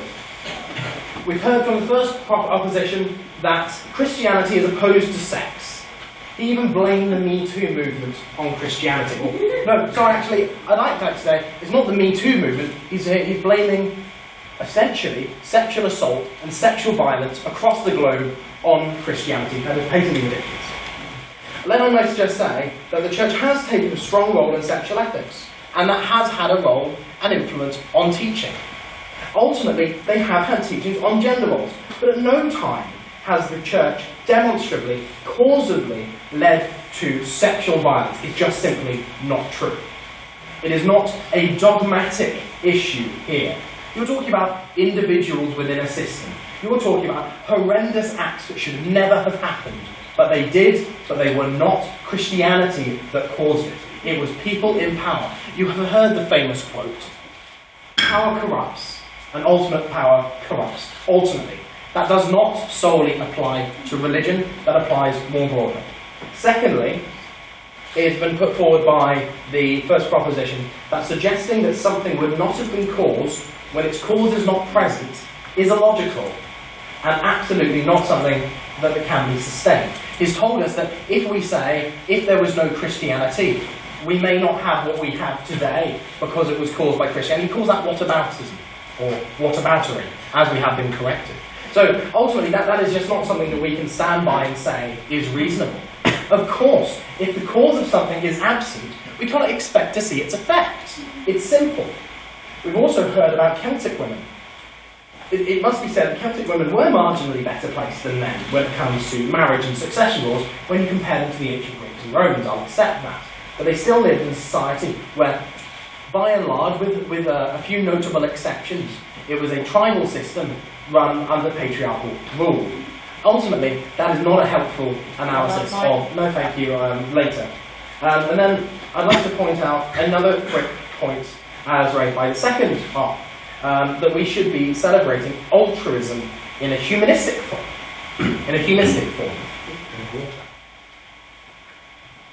The fundamental base of humanistic altruism is just as self-centered as he claims Christianity is. It gives individuals a higher sense of self-esteem, self-worth, and ultimately to forward their goals within society as their respect. That is not something that we can say is demonstrably better than Christianity. And we've also just heard from the second opposition that Islam is responsible and could have taken the role of Christianity. It could have done if it wasn't inspired by it. You're talking about trying to fill in the gaps with something that was caused by what we're talking about. It's simply not helpful. So, a couple of questions for us. What is value, was asked by the first opposition. What is valuable? The opposition has clearly told us that Christianity is not valuable. But, as I pointed out, to simply say that if we don't have Christianity, our culture wouldn't be the same. That was accepted by the opposition speakers. And ultimately, it's true. If we don't have Christianity, our culture won't be the same. So, if we are willing to say that Christianity is without value, the opposition, if you take them to their logical conclusion, is arguing that our culture has no value. And if culture has no value, then why are we even bothering to debate this? We've also heard that Christianity represents a time gone by. Maybe. I don't agree, but maybe. It's our time gone by, though. It's the time that our culture has used to develop. We heard from the first proposition that it has been part of our culture for 1700 years. It has a massive impact on all of our society. It is the time that's been used to construct our art, our language, our law, our music, our literature, and our lives. And one final point I'd like to make before I take any points from the intervention, but we've heard that Northern Ireland was torn apart by religion. It was a proxy war on behalf of politics. You're talking about people who were wanting to fight for home rule, for people who wanted to fight for a Dublin government. They were not solely Catholics. That is an absolute fallacy and is not helpful in this debate whatsoever. We have seen in later days, in recent times, that we have had a split along the traditional Protestant-Catholic divides. But even now we're moving away from that. We're talking about nationalists, we're talking about unionists, and they are not always the same. We have benefited as a society from strong voices from both sides of the community who do not necessarily follow traditional religious lines. That is something that we have to bear in mind and not something we can forget about. So I had a point earlier, I'll take it now. Thank you. Sorry, you said that the Celtic women were only marginally better off than men in pre-Christian Ireland. I don't think that improved in Christianity. Well, the roles that the Celtic Christians had, Celtic women had, what we look at, there's very limited evidence, but you can say that they had some leaders, they had priestesses, and they had occasional princesses in that sense. Well, we've seen that one of the most important leading figures in Ireland with some of the most significant power was an abbess. We can't forget that. There was power put on women in Ireland through Christianity. But that's not the point we're making here. What we're trying to point out is that our lives as they are today would be totally different. The opposition want to tell you that our lives would be better in this hypothetical world where we can take out Christianity and all of its impact. They want to say that we'll be better off. That is not an argument they can make, and that is a pure hypothetical with no evidence to substantiate it whatsoever. They have given you lots of examples of the harm Christianity has done. We haven't stood here and told you all the harm secularism have done. We have not pointed out the countries that have punished artists for speaking against the state. We have not pointed out the Soviet Union, Marxism, which ultimately stands against religion and has in the past represented a hugely oppressive regime without any religion at all. It is not true that Christianity is a negative unilateral. Yes, there have been issues, but there have been issues in every ideology, every regime. Christianity is not unique. And ultimately, we have to accept that part of why we are here, why we are able to stand, as you heard in the opening address by the Reverend Doctor, that Christianity is why we are here in Queens today, why you have one of the leading institutions in America is Princeton. We have seen the abolition of slavery, and we've seen the abolition of child labour. If you ladies and gentlemen in this house today wish to see a country where we have slavery, where we have poor education, where all of these things have not been instigated, and we cannot say whether they would be here or not, that is not what I'm trying to say, but it's a risk. We don't know. If we were to step back 5,000 years and eliminate Christianity from ever coming, it would not be guaranteed. It would not be something we could unilaterally say and universally say would be positive. Ladies and gentlemen, if you are convinced by that, if you do believe that in fact, by having Christianity here, we may have had a stronger position, we have had a valuable input from it, then you must support this motion. And for that reason, I am very happy to propose.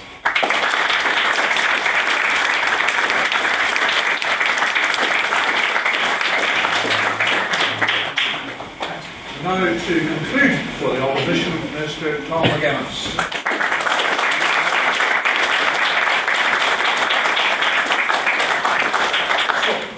I'd like to just, on behalf of the just present one small rebuttal, which is his point about the Me Too movement was more that Christianity provided the foundation for those sort of harmful male-centric attitudes that the Me Too movement was in reaction to. So, we've all heard an awful bunch about the positives and negatives of Christianity, whether those positives outweigh the negatives or vice versa. And certainly, many of the factors our friends in the proposition of race could certainly be said to give value. And my comrades on the opposition have countered with factors that could be said to negate them.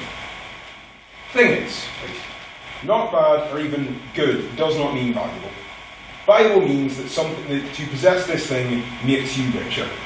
And I feel that we have ignored what the true definer of value is: rarity. Gold, for instance, is valuable because it does a thing that other metals can't, and it's scarce. You have to ask, are the benefits offered to us by Christianity rare, or are they in fact almost ludicrously wanted?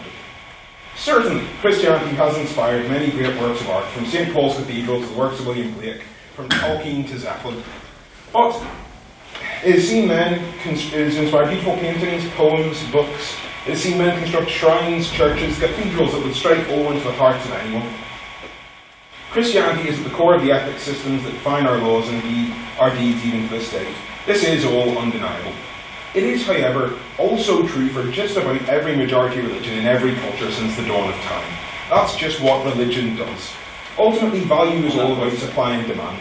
And as long as there is a person who wonders, here, I wonder how the world happened, and here, I wonder if it's alright to gruesomely murder people, there is always going to be another person who says, actually there's a giant aardvark who made the world, and he says you're only allowed to gruesomely murder the people he says it's okay to gruesomely murder. Also, he said, give me your money so I can build a giant statue of the aardvark, and also get some wine. The supply is functionally infinite, so therefore, no matter how high the demand gets, the item's value is still largely dismissible. Religion is as much an inevitability in a culture as death or taxes, and every single one of them has just about the same core message and the same general effect on the culture where they have been adopted. A communal meeting place, free ethics lessons, free therapy, and a buffer against the terrifying revelation that after about 70 years on average, there is nothing waiting for us but the void. So now yes, not every country's relationship with religion is the same. In some it's more prominent, in others less so. And certainly the prominence of religion can play a massive part in shaping a culture. But in almost every case, it's doing the same stuff, just to greater or lesser extents, regardless of the actual mythology of its centre. Mr. Nicholson. So what you're saying here essentially is that the religion of individual cultures that are separate from ours is valuable to them. Would you then not concede that Christianity having shaped our culture is valuable to ours? The point I will be making later is that essentially it isn't religion that shapes culture, it's the other way around. Religion is, in and of itself, a reflection of culture, would be my argument. So, our honorary chairman had mentioned, the effect, the good works done by Christian charity workers. But you also see, religious people performing good deeds throughout the world. Muslim scholars in the House of Baghdad formed a literary tradition that would in fact see the revival of the Roman arts that were lost. Hindu religious leaders played a part in the independence movement in India, and Buddhist monks have performed great acts of charity. Again, this is just a function of religion. Go ahead. You seem to be saying that you seem to be equating all religions as indistinct. That Christianity has exactly the same value or non-value as Hinduism or Islam or whatever religion it is, without saying that. Take cathedrals. We would have cathedrals, but they wouldn't be called cathedrals. They wouldn't be the shape they are. They wouldn't be Gothic to look at. They wouldn't be as distinct as they are. They wouldn't be what makes them British or Irish cathedrals, because they wouldn't be Christian. They might be mosques. They might be temples. They're different. Even though they have similarities, that doesn't make it distinct. So actually, by saying that, Hindus are going around doing good works, but it's different good works. And it's different things that we're building. It's a different culture. All of them have value, including Christianity. So, as we say, Christianity's striking nature has played a role in shaping the very foundations of our culture. Surely that lends it an inherent worth, regardless of the fact that another religion could have filled that role. Christianity's guiding influence is undeniable, thus surely it has inherent worth. To which I would reply, is it? Does it though? I would argue, again, culture shaped religion, not the other way around. We have these specific architectural tendencies. Certainly there will be different iconography, but it's about, a lot of it's about the building materials available, and certain traditions that will be going through certain areas. The difference between churches in different parts of the country will be different. Here in the UK, the Islam practiced in the Mali Empire was almost unrecognisable to Muslim visitors who had come there, because it was shaped by their culture. our, the UP's Church of England or Church of Ireland is indistinguishable from the Westboro Baptist Church. And the difference is so vast you barely compare the two. My point is, oppressive cultures breed oppressive religions. It isn't a thing, this isn't, again, it's not religion passed down, it's more that its religion is a focusing point for its culture. As our society has become more and more progressive, religion has been forced to enact it. There is no clause in the Bible that says, sure, you can probably chuck lady vicars in there in 2,000 years or so. This is a religion reacting to the culture, because religion is a cultural mirror. You see what we said, in attitudes towards homosexuality, even divorce. At the end of the day, so I think we find the crux of the issue. Is religion valuable to our culture? As a general concept, sure. It's an easy, understandable way to help people not be baffled and horrified by the fact they live in a cruel, random universe of entropy and suffering. It's a pretty useful thing to have. Is there anything particularly special that Christianity brings that makes it superior to its innumerable counterparts? Not really. And that's fine, Christianity's fine. Just because it's not particularly valuable doesn't mean it's necessarily bad. It's just commonplace. The role it fills could be filled by, name a religion, or better still, make one up. In which case, and to which end, we've been doing the whole Christianity lark for about 1,500 years now, and people are still terrible. There's still hatred, there's still greed. Rupert Murdoch is yet to be turned into a pillar of salt, like I've been praying for. So, why not try something else? And if we're still around in 1,500 years, we'll change it again. What could be the harm? Should we not, in these dark and divided times, find a new saviour, an answer, not only to Christianity, but to the concept of religion itself? Let us now turn to our new Lord and Master, our dark, crotch-chopping Messiah, Waluigi.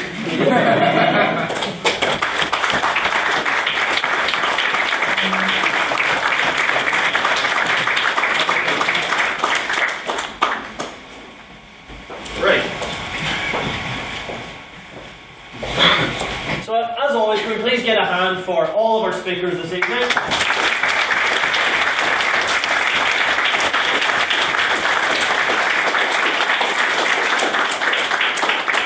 And we'll get on to some questions. Now, I'll ask everyone to keep their questions and answers brief, which obviously isn't because we may or may not need to return those chairs that we took loan of to the Lanyon building before they lock it up, possibly. What? As a creation piece of the word loan. They pilfered them. They were spoils of war. Anyway, we'll take first any questions for the proposition. That is these guys over here. None. Oh, Mr. Robert Murtaugh, I believe you are the activities officer for the Students' Union this year. I am, and I will be speaking myself. I'm not representing the views of the Students' Union. Thank you. I wanted to come back. I know Student Union, I'm going to focus on the Marxist.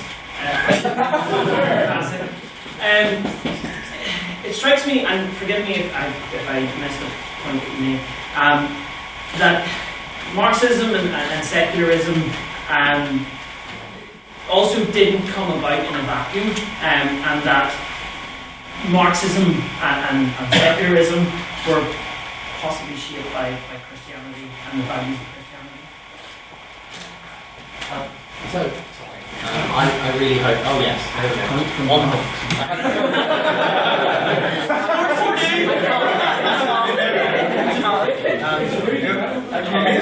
Didn't catch fire. Firstly, thank you very much. You've now given us another example of a culture that has been shaped by Christianity and how valuable it is. But that's aside. No. My point when it came to Marxism was simply that we were given lots of examples of how Christianity itself was detrimental and the harm it had on people, societies, etc. And I just gave Marxism as a clear example of a political framework that exists without religion and has, that's the premise of the question. Yes. It doesn't exist without religion. No, sorry. It doesn't exist in that. But the point being is that Marxism does not condone or it does not interact with religion in and of itself. And it purports, and I would suggest it is, a secular ideology. And from that you still have seen corruption and abuse of power. So my key point there is that that is not unique to Christianity, as kind of has been alluded to a couple of times. Anyone from the opposition to respond to that? Or do you want to mark it? Someone take him on to Marx. In terms of the point about Marxism, we're not evaluating Marxism tonight. We are not advocating any alternative method to Christianity. We are simply evaluating Christianity. So to use Marxism as an example of something else that is bad doesn't mean what bad things Christianity does with anything else. Any questions now for the opposition? Go to it's yourself to get your name for the minutes. Sorry. Ciaran McNally. The opposite has spoken at length about the kind of heinous ideology of Christianity, a lot of which I would actually agree with, but what they're not therefore concede that something can be bad and still be culturally valuable.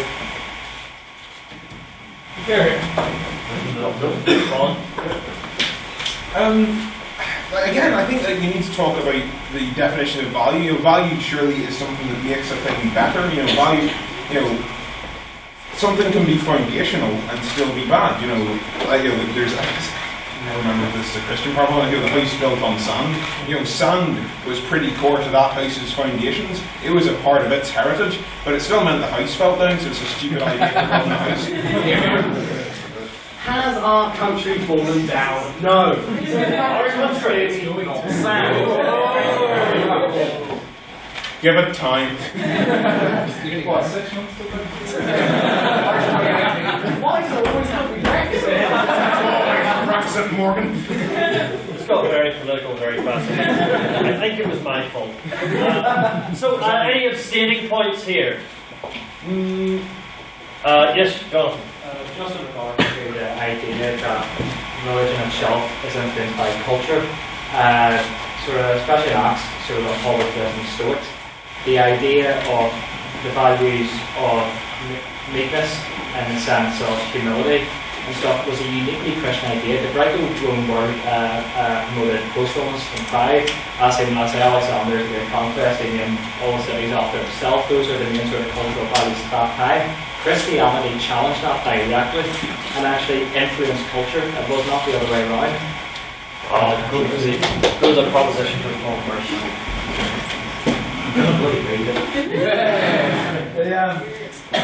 I'll do it first. So, religion, suffering is at one and the same time the expression of real suffering and the protest against real suffering. Religion is the side of the oppressed creature, the heart of the heartless world, and the soul of the soulless condition. People. What I want to pick you up on that is the protest side of it. It is that whilst religion is this structure that plays down, that does define our culture, that it is difficult to work against, in the same way that capitalism would be, that it is difficult for you not to be part of this system, that actually religion can give you the tools to work against that. And in the same way that without the tools given by capitalism, then we wouldn't be able to have a totalitarian uprising in the very near future and still the glorious socialist world that I have here. To respond to that? So, in response to your first sort of remark, like the meekness that was promoted by Christianity, or the lack of ego that was promoted by Christianity was some new and bold idea.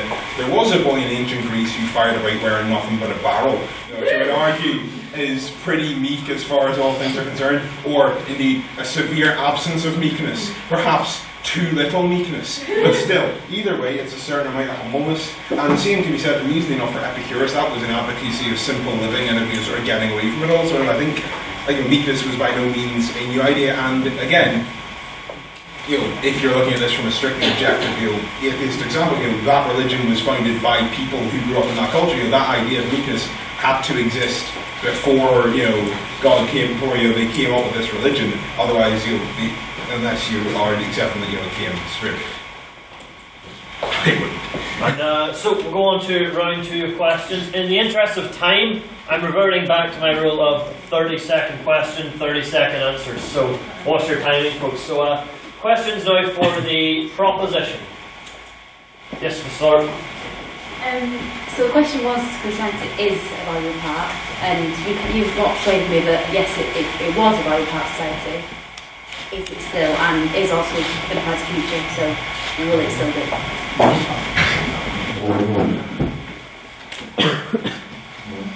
if you could still walk into a cathedral and look up and be in awe, then yes, it's still a valuable part of our culture.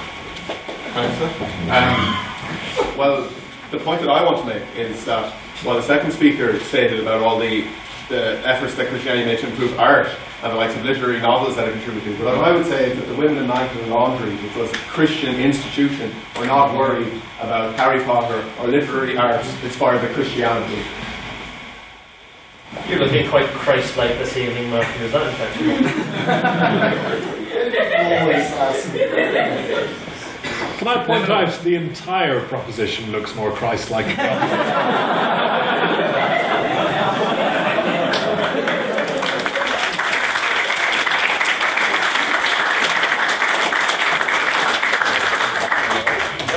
And any questions for the opposition?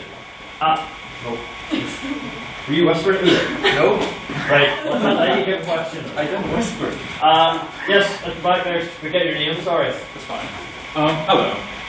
In this increasingly globalized world, where things that divide us commonality, such as being nation-state long defined, is the culture of Christianity not a valuable tool of shared understanding and commonality? After all, in sort of like political studies, shared Christianity is often considered a factor as why there is peace in Northern Ireland, but not Israel, for example, because of the shared culture of Christianity. This song, thanks. I would totally refute that Christianity has a major role to play in terms of, international cooperation between member states. And in terms of common Christianity played a role in peace in Northern Ireland, it didn't for a very long time, and it was really the efforts of the people who drew up the Good Friday Agreement that played a role in peace in Northern Ireland rather than the common Christianity. They, of course, played a minor role, but the state played a role in cooperation between member states. I think it's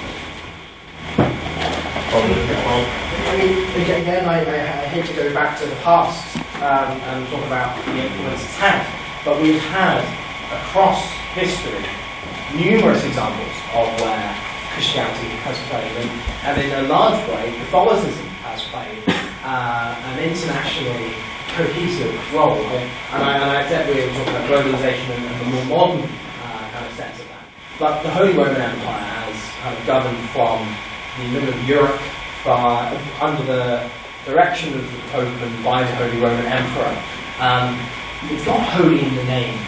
Whether it was holy is another question, but the point still stands that it was Catholic. It was an organisation that spanned what would now be considered ethno-national borders and ruled and supported people across many different places. If we cannot ignore that, that is a fundamental part.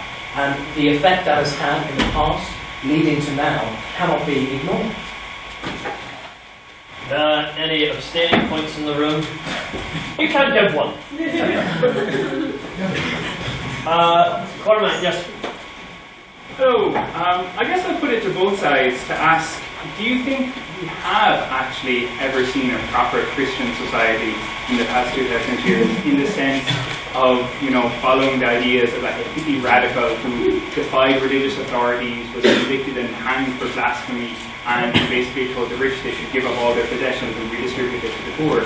I guess what I would ask is, have we seen a lot of the good and the bad that we've heard, the value or otherwise of the church as an institution? And I'm wondering, what are your thoughts on the value of Christianity as a Opposition first to respond this time? Well, what I would say is that while Christian charities such as the Order of Malta do great work, however, that work could be accomplished without Christianity. And that's the point that I was trying to make. And another point that I tried to make as well is that how do we interpret Christian values? I mean, on one end, the Bible preaches tolerance and sensibility, and on the other end, if you read into it, it preaches intolerance and subjugation. So there's 100 ways of interpreting this. Ireland tried to be a state that tried to be a Christian state that worked. It didn't. So that's the kind of example of that. Proposition to respond? And the point we've been trying to make throughout all of this is that what's about to is to take a shot thereafter. What we've said is, well, yes, other religions or non-religions could fulfill that, but they don't at this point. Those charities that we have are Christian. There are Christian charities that are doing great work, and yes, it could be done by other people. At the moment, it's being done by Christian organisations. and there is value. In regards to the question, I think I'd actually say that a wholly anything society is quite a dangerous thing, and a wholly Christian society would be a dangerous thing. When you see that in Ireland or in France, or whenever any church has that amount of power, or that any ideology has that amount of power, it is incredibly dangerous. What we have at the moment, though, is pluralism. The Church of England has something like 24% of adherents in England and Wales, and then you have a whole range of denominations that come under this Christian title. If one of them has ultimate power, then yes, I would be completely on the opposition and saying this is dangerous. But that's not what we've got. We have pluralism. We have a situation where they don't have ultimate power. We have this situation where actually churches can bring value because they don't have the ability to be corrupt. It was definitely over 30 seconds, you're fired. I'm sure that as much as there is more thirst for inquisitiveness, I'm going to have to end the questions there in the interest of time. So, we would normally at this point go to the vote, but we shall, since this is a special occasion, hand over once again to our guest chair, the Reverend Dr. Paul Bailey, to give us some closing remarks.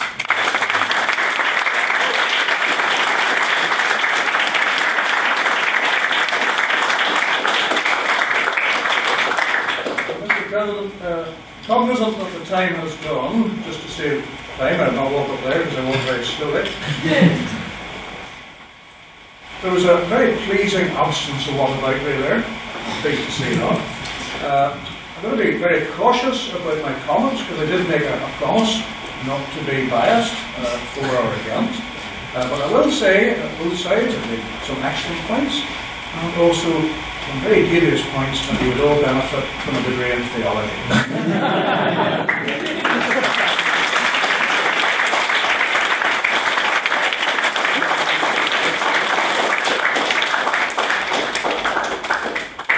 So, now it's that time of the evening again, the great decider, and I'm standing back here because I know there's a great many of you pigeonholed in the corner, which I do apologise for.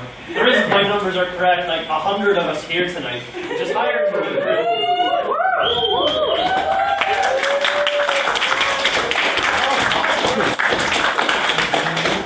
Certainly as high turnout as I've ever seen before, and you should have felt free to like filter in a wee bit. There is space about the place, so there is. But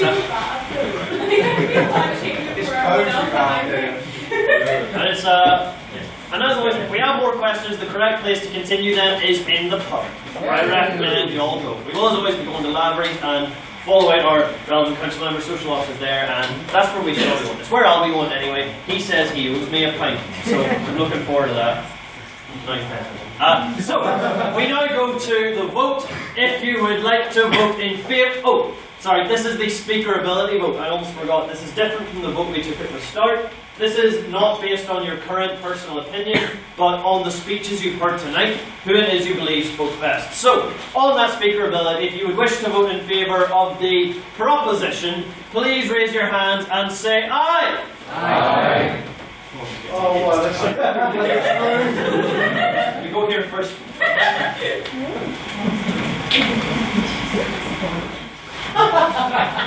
Mr. Nerd. That's what I want to see.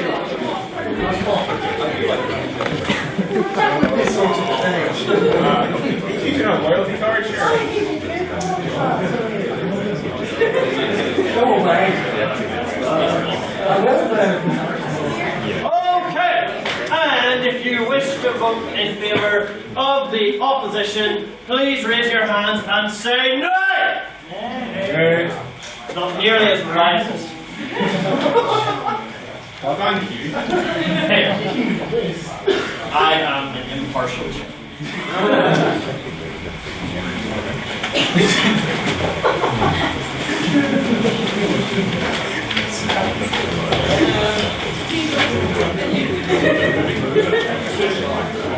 And if you have no opinions one way or the other, please raise your hands and say where? Where? Very few. And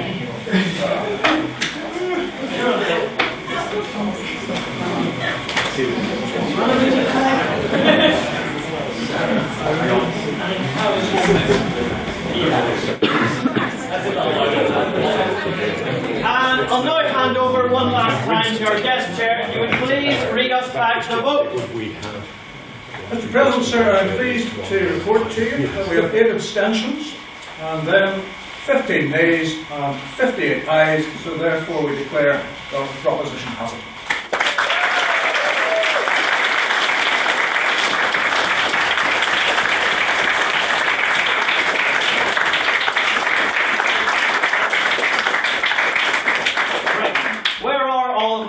Council members in the room. So, if you find yourself sitting in a chair that is not wood with red leather cushions, it needs to swiftly return to its original place, and I'll need to get on that right now because I'm scared of that. Right, so I have a few things to say first, please. If you have signed up for membership and not yet received a membership card, we have them here today. And if you wish to sign up, you can also pay here to do so.